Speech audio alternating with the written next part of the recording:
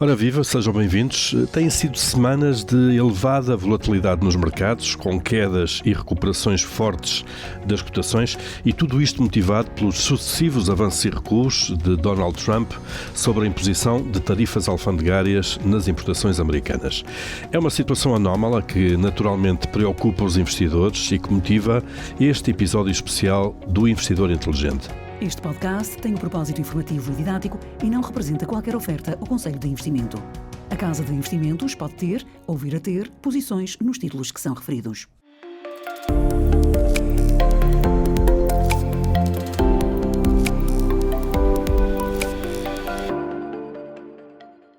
Connosco estão a Emília Vieira e o Paulo Leite, CEO e analista sénior da Casa de Investimentos, que vão olhar para este contexto que é relativamente insólito. Emília, Paulo, sejam bem-vindos. Antes de mais começarmos esta nossa conversa, vamos situar-nos no tempo. Nós estamos a gravar no final da manhã de sexta-feira, 11 de abril, 2 dias depois de Donald Trump ter anunciado o adiamento de 90 dias da imposição das tarifas, exceto à China, mas nunca se sabe, porque o que temos visto nos últimos dias é que as coisas mudam às vezes até várias vezes ao dia. Portanto, vamos trabalhar com a informação que temos agora. Paulo, vamos começar pelo início, não é? O que é que são as tarifas, destas tarifas que tanto se fala? Olá, Paulo. Essa voz. Hoje vai ser um bocadinho mais difícil, mas vamos tentar. Penso que a voz também foi afetada pelas tarifas. Isso, levou uma tarifa. Exatamente. Mas, de facto, as tarifas são simplesmente impostos sobre os bens importados de outros países. Isto é, obrigar a um pagamento sobre aquilo que nós trazemos para dentro da economia, e normalmente são implementadas por várias razões. Pode ser com o objetivo de reduzir um déficit de balança comercial, de estimular uma indústria, proteger uma indústria nacional para ajudar a se ingrar a médio e longo prazo. Pode ter o objetivo de defender a economia de uma dependência por razões de segurança, criar as condições para haver algumas indústrias também e algumas atividades económicas dentro da própria economia. E depois há um ponto que é importante, que é gerar receita. Claro, de facto, são impostos para todos os efeitos. É um imposto que gera receita e que também aqui é importante nesta questão por causa do déficit atual das contas públicas nos Estados Unidos. Claro. Ora, o Donald Trump tem mencionado um bocado todos estes argumentos para justificar estas tarifas, mas é difícil ver qual é o seu objetivo último. A angariação de receitas será seguramente uma delas. Estimular alguma indústria nacional também será. Ele tem dito isso, não é? Quer trazer indústrias, convidar os investidores para montarem lá as suas indústrias. Apesar do total irrealismo de querer reindustrializar os Estados Unidos, ainda por cima através de uma política que pode não estar cá daqui a 4 anos. Claro, que gera logo instabilidade à partida. Uma administração seguinte poderá remover estas tarifas, poderá anulá-las e, portanto, isto acima de tudo, o que é que estas tarifas têm criado? Aumentam os preços, isso é o primeiro efeito. São pagas por quem, não é? Tipicamente são pagas, grande parte é passada aos consumidores, vai depender das dinâmicas competitivas, da forma como cada indústria consegue ou não absorver nas suas margens esses custos, mas acima de tudo vai ser passado com um aumento de preços para os consumidores, que gera inflação, mas também gera uma inflação que é temporária. Isto é, há um salto no índice de preços à medida que é implementado esta tabela tarifária, e depois a partir daí os preços voltam àquilo que é a dinâmica normal inflacionária. Depois, tem um efeito, obviamente, ao ser um imposto, ao tirar dinheiro do bolso das pessoas, contribuem para retrair o consumo e retrair o investimento, mas o mais importante e aquilo que mais tem afetado, de facto, a economia neste momento é a incerteza. Porque viver neste quadro em que de dia para dia, de semana para semana, as coisas se alteram, há retaliações, há imposição de tarifas, há uma suspensão, é um quadro em que inviabiliza a tomada de decisões de investimento. É paralisante de alguma maneira. Completamente. As pessoas ficam paradas à espera de saber como é que isto vai acabar, não é? Estados, quer investidores, quer países, em termos de políticas, de desenvolvimento de políticas públicas. Completamente, e é isso que de facto pode levar de facto a um abrandamento económico e traz aqui o espectro de uma recessão provocada de facto por este recuo das decisões de investimento neste quadro de elevadíssima incerteza. Certo. Temos alguma visibilidade sobre o impacto económico ou as consequências? Falaste agora da recessão. Tem um impacto inflacionista também, embora transitório. Visibilidade é aquilo que menos temos neste momento, por uma razão. Se nós tivéssemos dados que fossem claros sobre que tarifas vão de facto estar em vigor, isso poderia permitir fazer uma estimativa, e mesmo assim uma estimativa muito errónea, por o facto de nós não temos, na história recente das nossas economias, nenhum processo de elevação de tarifas como este. Agora, também temos que perceber uma coisa: o capital político de Donald Trump não é ilimitado. Ele está a arriscar muito desse capital com estas políticas, e aquilo que se passa nos mercados financeiros regulam bastante e são uma pressão tremenda sobre ele, até porque vão haver eleições intercalares no próximo ano, em que, se esta incerteza e estas questões perdurarem e levarem a uma recessão, isso terá, obviamente, custos políticos elevados para o Partido Republicano. Certo. Portanto, o contexto é este, e agora, perante isto e perante esta elevada incerteza, como é que se lida com isto quando estamos a gerir investimentos? Olá, Paulo. Sim, o tema é mesmo esse, é a incerteza. Falando de investimento, o investimento que fazemos hoje é para o futuro, e normalmente temos que ter uma expectativa do que pode ser o futuro. E neste contexto é muito mais difícil, é tudo muito mais nebuloso, é muito mais difícil aferir o que pode ser o futuro. O nosso trabalho na Casa de Investimentos é estudar, é avaliar negócios, é conhecê-los de forma profunda. O facto de termos uma filosofia de investimentos testada pelo tempo, filosofia de investimento em valor, centrada em ter negócios de grande qualidade, e a grande qualidade é medida pelo facto de termos empresas com grandes vantagens competitivas, empresas que têm balanços muito sólidos, que têm margens elevadas, que são as melhores no seu setor e que por isso têm normalmente condições para serem os grandes ganhadores nos serviços ou produtos que oferecem. Esta incerteza naturalmente também os afeta, mas são os que estão melhor preparados, os que podem acomodar uma descida na margem, os que têm um balanço fortíssimo para passar a tempestade. É como entrarmos para um barco sólido que vai atravessar um oceano de ondas e que não sabemos a altura das ondas e por quanto tempo se mantém a tempestade, porque a questão é esta, naturalmente, mas temos a convicção de que estamos seguros e de que estes são os negócios que queremos ter. Quando estas notícias surgem, e não por acaso, fazendo aqui um bocadinho uma retrospectiva rápida, nós este ano na nossa Assembleia Anual de Clientes, em 22 de fevereiro, o tema da Assembleia foi volatilidade, oportunidade para investidores pacientes, muito baseado naquilo que já tinha sido o primeiro mandato de Trump e sabendo que o tínhamos. E que vinha aí, claro. E que se adivinhávamos. Não acredito que seja uma pessoa com grande convicção em muita coisa, mas efetivamente desde 1987 que fala na questão das tarifas. E portanto, para nós, obviamente que tudo isto, a magnitude das tarifas, ninguém estava à espera. Sobretudo a gestão, a forma como está a ser feita a gestão do assunto. Mas mesmo a magnitude. Sim, a amplitude. Claro. A amplitude das tarifas é de facto brutal. E por isso, os efeitos das tarifas e daquilo que pode ser toda esta questão económica que se provoca a inflação, se há subidas nas taxas de juros, se vai aumentar o desemprego, há aqui muitos efeitos que são não lineares. É relativamente simples olhar para alguns efeitos lineares, mas há aqui efeitos não lineares. E por isso, o que nós como investidores fazemos, os nossos clientes pagam-nos para olhar pela vida deles, pelo seu dinheiro, em bons e maus momentos. E basicamente não entendemos que seja para estar em dinheiro. É exatamente para estar bem investidos, para estar investidos de forma segura, mas que proteja e aumente o seu poder de compra a longo prazo. Este é o princípio. Por isso, o que nós fizemos, e voltando à questão da Assembleia, foi ao longo destes, e sobretudo durante o mês de março, nós tivemos semanas e semanas em comitês de investimento a testar e a ver os riscos que temos em cada um dos títulos na nossa carteira. Onde há riscos de disrupção, onde há riscos de recessão, onde há riscos de tarifas, onde há riscos...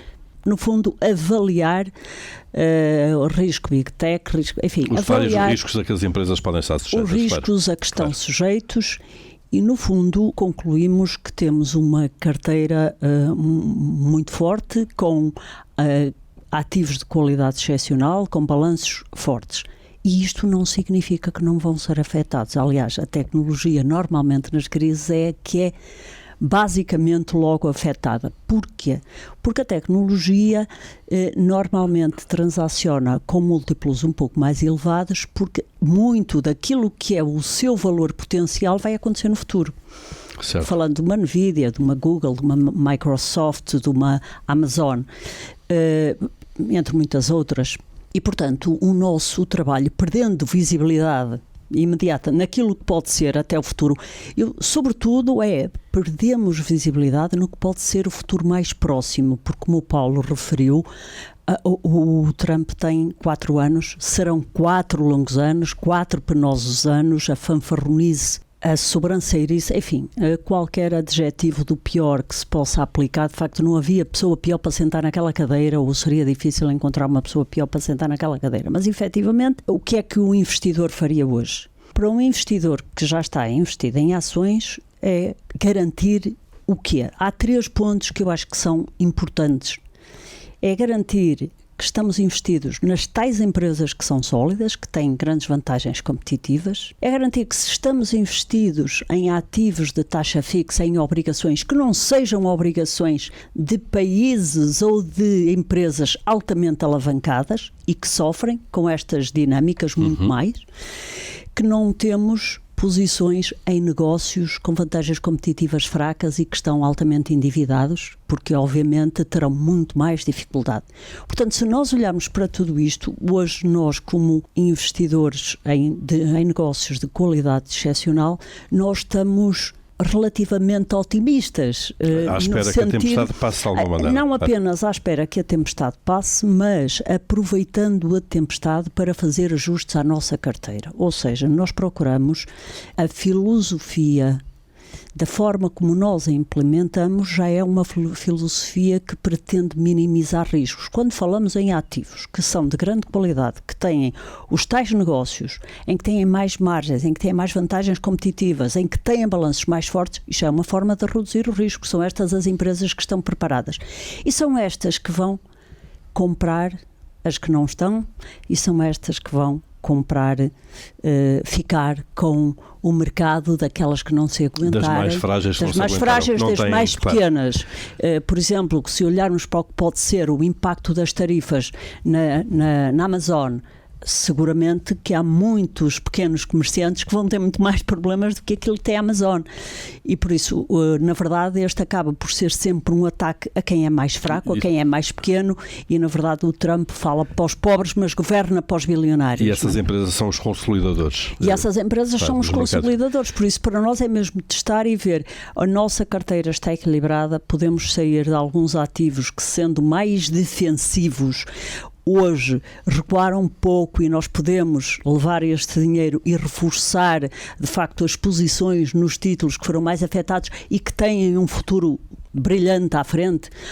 Nós não sabemos e nunca sabemos o que vai acontecer daqui a um mês ou daqui a um ano. Nós não fazemos os tais mínimos e máximos a menor ideia. Nós não fazemos, ciclo, claro. Exatamente, nós não fazemos a menor ideia, mas há uma coisa que nós sabemos avaliar as empresas, nós somos extremamente cautelosos, temos a preocupação de estudar estes negócios, de ver o que estão a fazer os concorrentes, temos a preocupação de seguir as notícias, e nesta altura há um ponto aqui muito importante, é que as empresas ainda não apresentaram os resultados do primeiro trimestre. É isso. O que é que as empresas neste momento estão a dizer? As próprias empresas, e sobretudo as empresas americanas, têm obrigações de comunicação com o mercado muito fortes, e têm uma cultura de comunicação muito forte também. O que é que elas estão a dizer aos acionistas e aos mercados, Paulo? Para já muito pouco, porque obviamente a visibilidade é limitada. Nem elas próprias conseguem saber. E curiosamente nós vamos começar a ter os anúncios de resultados do primeiro trimestre, agora nas próximas semanas. Curiosamente esses números até deverão ser bons. E deverão ser bons por uma razão. Referem-se ao período que termina em março. Grande parte não teve nenhum impacto ainda. Que não foi afetado. Claro. E adicionalmente foi um período em que o dólar enfraqueceu, o que favorece bastante os resultados das empresas americanas.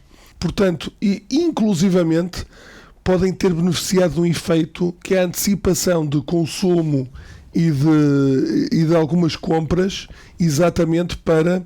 prevendo que podem vir aí tarifas, houve uma antecipação de compras e de consumo, claro, e de constituição de estoques. Exatamente. Casos, claro. E, portanto, nós até podemos ter um efeito positivo temporário antes de depois de começarmos a sentir alguns dos efeitos negativos.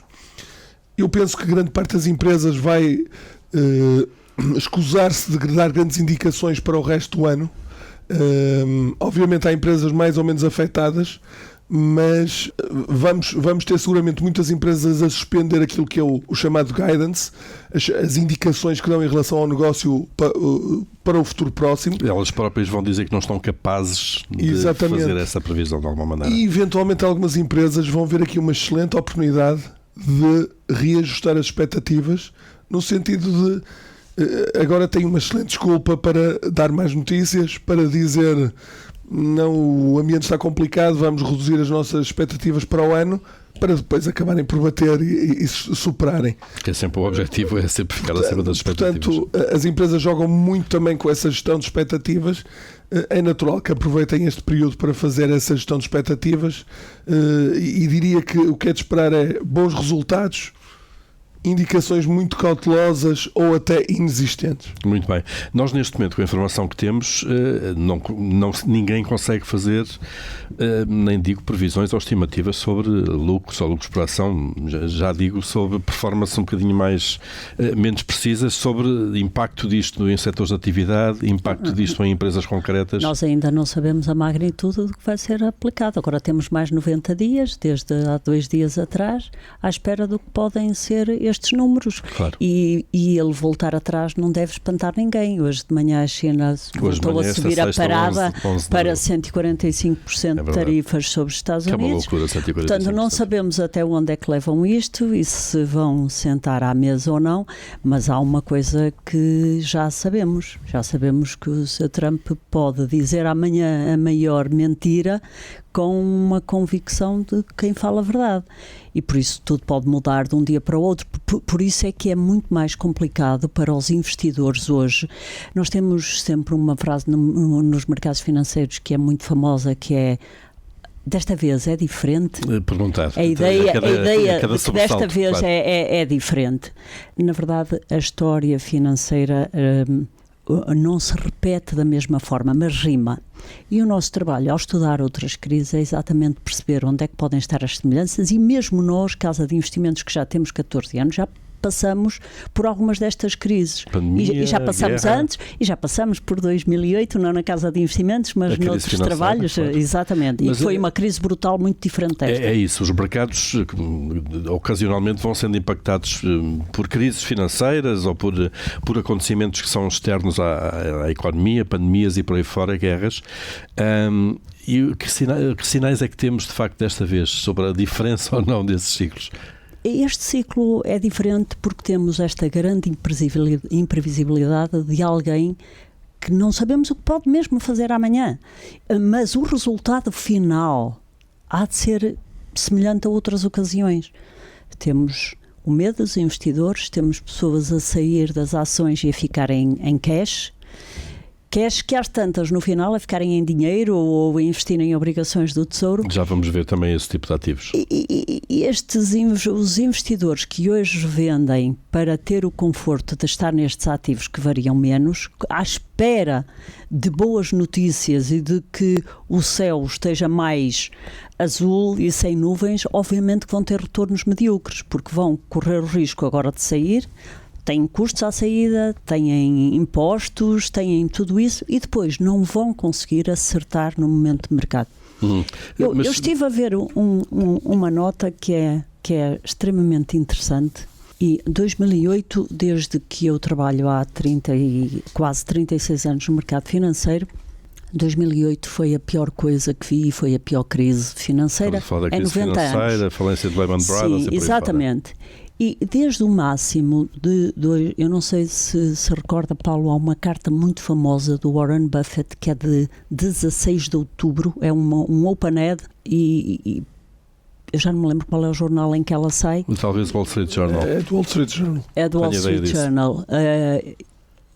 Não, New York Times. É do New York Times, 16 de outubro de 2008. E o Buffett, o mercado tinha feito máximos em 2007, a Lehman faliu em 2015 e em 15 de setembro de 2008, sim. E no dia seguinte o Buffett escreveu uma carta: Buy American, I am. Compra americano, eu estou a comprar. Ele referia-se às ações. Do máximo de 2007 até este dia em que o Buffett escreve a carta, o mercado caiu 39%. E a verdade é que o mercado continua a cair a seguir. Aliás, ele foi altamente criticado porque o mercado continua a cair até março, até 6 de março. Portanto, desde o momento em que o Buffett falou, em que o Buffett escreveu a carta, até ao mínimo de 2009 caiu mais 29%. Em cima do que já tinha caído. Em cima do que tinha caído. Ou seja, mesmo assim, do total, do máximo de 2007 até ao mínimo de 2009, caiu 57%. Mas se olharmos para isto em dois momentos de caída, de uma vez foi 39% e depois mais 29%. E a verdade é que é uma enormidade. Uma crise muito, muito diferente do que temos hoje, em todos os aspectos. As instituições financeiras produziram todo tipo de produtos a partir de uma bolha imobiliária, todo tipo de produtos que venderam pelas instituições em todo o mundo, ninguém confiava em ninguém e, portanto, no mas sistema... isso era uma crise dentro do sistema financeiro. Era uma crise dentro do sistema, mas que também se espalhou a todo mundo, sem porque dúvida, os produtos foram empacotados para todo mundo. Aqui temos uma crise externa ao sistema, porque é uma crise de origem política e decisões políticas, se quisermos. Correto, exatamente. Mas qual é aqui o ponto? É que, de facto, neste período de tempo e neste curto prazo, nós não conseguimos ver a multiplicidade de impactos e não conseguimos ver até onde é que podem ir, até onde é que pode ir o pânico e o medo. Porque há uma irracionalidade inerente a isso. Se instalar, claro. Exatamente. Mas uma coisa é certa, é que desde o mínimo de 2009 até ao final do ano, o mercado subiu quase 70%. Até ao final de 2009. Mas a maior parte dos investidores mantiveram-se fora de mercado. E porquê? Porque as notícias continuavam a ser más. Aliás, em 2013 há um artigo, esse sim no Wall Street Journal, que diz: a maior parte dos investidores falharam o rally. Mesmo os profissionais, os institucionais.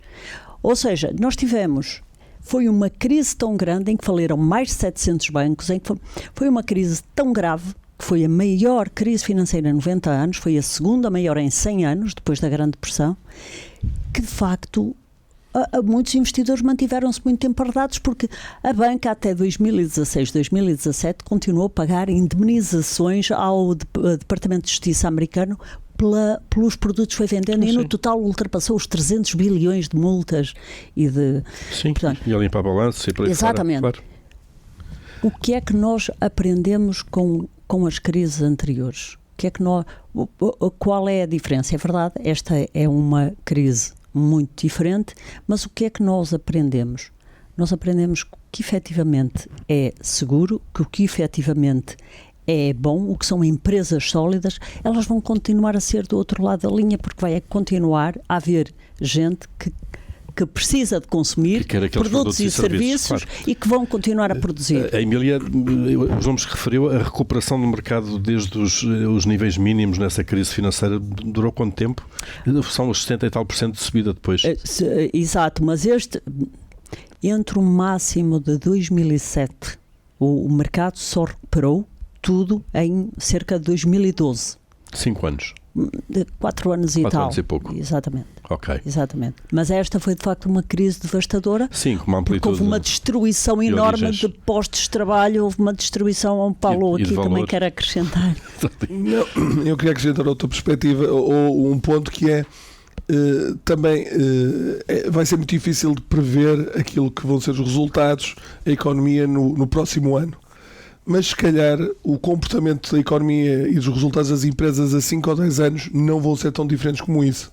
Exatamente. E aqui há um ponto, há uns dias, há um economista americano, o Ed Yardeni, que dizia que ao longo dos anos ele aprendeu que a economia americana tem uma capacidade notável de desempenhar apesar do Washington. E que os títulos dos jornais focam-se tipicamente na Reserva Federal, no Tesouro, no que é que a Casa Branca está a fazer, Claro. no que é que nas disputas entre o Tesouro e o Congresso, Nos decisores públicos e políticos, não é? Claro. mas depois as pessoas não dão o devido crédito a todos aqueles que no dia a dia estão a trabalhar e estão a tentar perceber o que é que precisam de fazer para ter sucesso no ambiente em que estamos. Num ambiente que muitas vezes são os próprios políticos que criam, não é? E este Exatamente. ponto que o Paulo diz lembra-me uma frase extraordinária que diz: quem olha para as notícias hoje fica pessimista, quem conhece a história fica otimista, porque pode aproveitar aqui um desconto de 20% e comprar e ficar muito melhor e mais rico no futuro. Portanto, Claro. Conhecer a história é fundamental, porque a história não se repete da mesma forma, mas de alguma forma rima. Sem dúvida. Nós estamos quase a chegar ao fim deste nosso episódio, até porque não temos muito mais para dizer por causa da tal incerteza, não é? Há mais dúvidas do que certezas. De qualquer maneira, já há pouco falámos aqui da passagem para outro tipo de ativos, obrigações, taxa fixa. Paulo, como é que se tem comportado no meio desta turbulência? Porque mediaticamente nós olhamos muito para os índices de ações, não é? Sim, E mas desprezamos um bocadinho os outros mercados de ativos. claro, e por exemplo, nós estamos a ver uma queda no preço do petróleo que vai ter um efeito amortecedor na inflação, apesar de não ser a inflação mais importante, porque os bancos centrais focam-se na inflação sem os produtos petrolíferos, mas para o consumidor, para as pessoas, de facto isso vai... Sente-se no bolso. É algo que vai sentir no bolso. Mas o mais importante aqui, se calhar, até é olhar para o mercado de obrigações, para o mercado de taxas de juro, porque esses é que são os verdadeiros vigilantes do poder político. E nós, por exemplo, tivemos um efeito que foi, nos primeiros dias de grandes quedas, as taxas de juros de longo prazo caíram nos Estados Unidos, refletindo um efeito de recessão. Entretanto, têm estado a subir, enfim, revenda em alta aquilo, obviamente há vendas de obrigações, mas acima de tudo encarecendo aquilo que é o custo da dívida do Tesouro norte-americano. Ora, se há algo que mexe no poder dos políticos e os faz colocar-se de novo em sentido, é o comportamento dos custos da dívida pública. E nós sabemos isso melhor do que ninguém. Nós sabemos isso. Porque percebemos quando nos tiraram esse tapete em 2011, como tivemos que nos reformar à força, porque não nos podemos financiar a taxas de 8% ou 9%. E, em última instância, de facto, é o custo da dívida e a forma como os mercados apressam e têm estado agora a apertar também, elevando o custo da dívida norte-americana, é algo que também ajuda e pressiona o Donald Trump a ter que encontrar uma solução para estabilizar esta crise, porque senão os efeitos depois tornam-se obviamente muito mais complicados. E aqui é importante ter em mente que os Estados Unidos têm uma dívida de 36 trilhões, para juros por ano precisa de 1 trilhão, e nos próximos 2 ou 3 anos tem que refinanciar 9 trilhões. E, Portanto, vai precisar de mercados favoráveis, vai precisar de não fazer tonterias, porque senão os investidores vão exigir muito mais, porque vão ter que pagar mais para se endividarem. E acho que, apesar de ter ali um conjunto de pessoas à sua volta que só lhe engraxam as botas, é natural que tenham que ponderar, olhar para o mercado e, no final de contas, ceder aqui algumas coisas e não podem fazer tudo como disse o Paulo. Claro. Notas finais? Eu realçava aqui 2 pontos para os investidores e no sentido de os ajudar a navegar também esta crise. O que é que foram os últimos, e sobretudo para quem está investido em ações ou exposição a ações, o que é que foram, e para quem tem dinheiro e pode investir bem e pode comprar a desconto, porque nós somos muito capazes de aproveitar, de comprar em saldo de 20% ou 30% as calças de ganga ou as sapatilhas que gostamos, mas não aproveitamos e às vezes até ficamos à espera que o desconto seja um bocado maior e outras vezes depois quando vamos executar a compra já não está lá, já não há stock.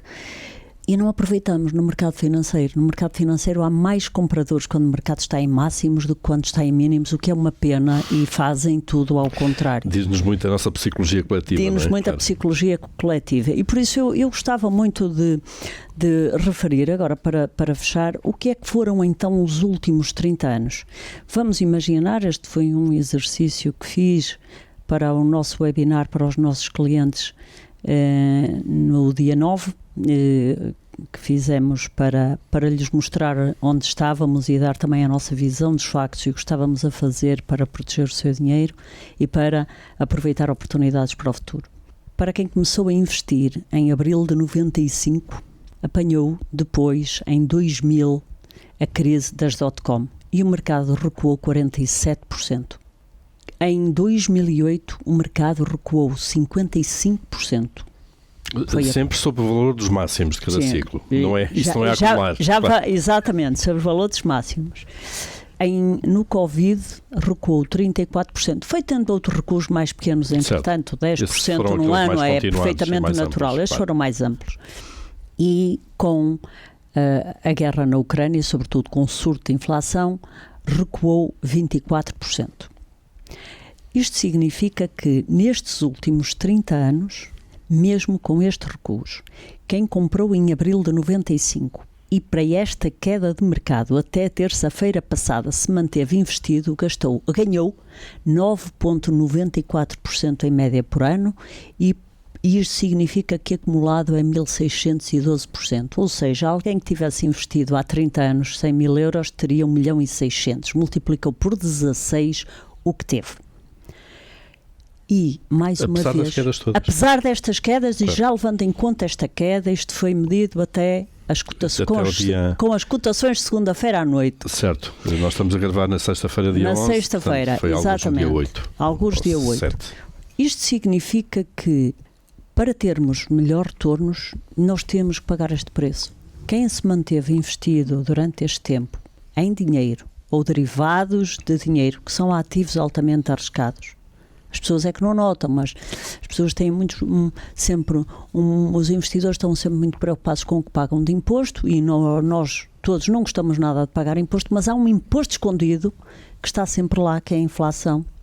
E, aliás, as políticas normalmente dos governos são férteis em trazer inflação e não sabemos se esta faz diferente, mas neste período de tempo as obrigações não pagaram sequer o equivalente a 3% ao ano. Portanto, a volatilidade e estes solavancos é o preço a pagar. Agora, é importante notar que quem não tem o estômago, que neste caso é às tantas, nestes períodos de grandes quedas, é mais importante até do que o cérebro, porque as pessoas sabem. De vez em quando é preciso andar na montanha russa. Correto. Claro. E as pessoas sabem, no final, as pessoas sabem que comprar é em saldo. O problema é que olham para a cotação ao dia. A cotação ao dia não interessa nada. É a mesma coisa que nós termos a nossa casa. Se nós temos a nossa casa e alguém nos vem oferecer menos 30% por ela e nós, está a brincar, obviamente que não vendia por isso. Ou temos uma casa para vender e nós esperamos por um melhor momento. A questão é que nas ações não, a cotação está ali, os custos de comprar ou vender são baixos, aquele nervoso, e ouvir tantas opiniões, que esta é uma coisa inacreditável, as coisas absurdas que se ouvem e que se vêem, a especulação em torno disto, em que toda a gente também nos tenta vender alguma coisa, e isto torna o trabalho do investidor particularmente difícil. Manter o rumo nestes períodos é extremamente difícil. E por isso, devem-se lembrar o seguinte: o Sr. Arnault tem 48% da LVMH, da Louis Vuitton. Ele vendeu ações nesta crise, ele está a vender. A LVMH estava há umas semanas atrás a 750 euros. Esteve há dias a 480 ou 490. O Sr. Arnault vendeu? Não.